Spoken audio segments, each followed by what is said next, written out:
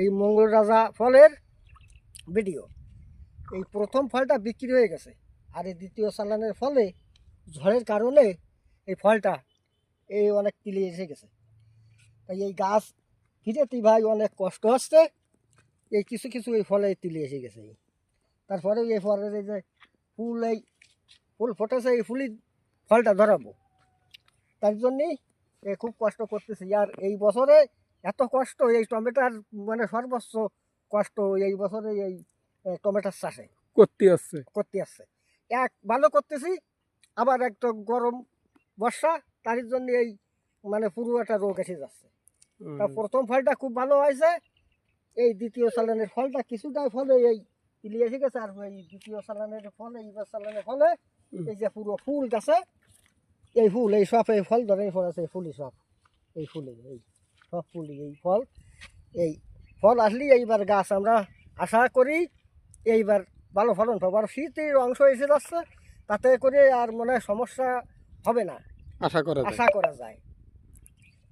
তাই এই কষ্টর পরে আসি, আর পরবর্তীতে উপরওয়ালা যা করে তাই আমরা আমাদের কষ্ট আমরা করে যাচ্ছি, আর পরবর্তী দেয়ার মালিক আল্লাহ, দেয়ার মালিক উপরওয়ালা।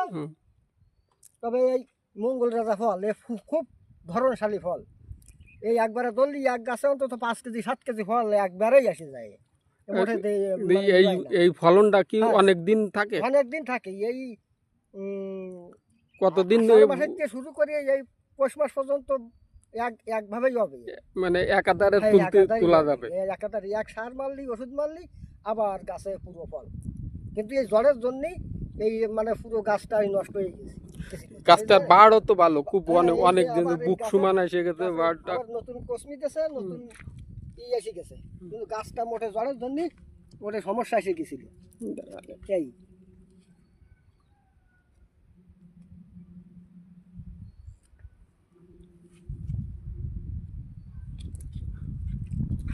আপনি আর কিছু বলবেন?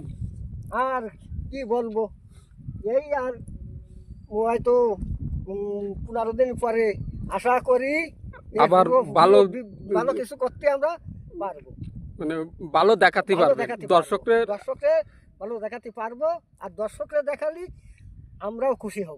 হ্যাঁ, ঠিক আছে।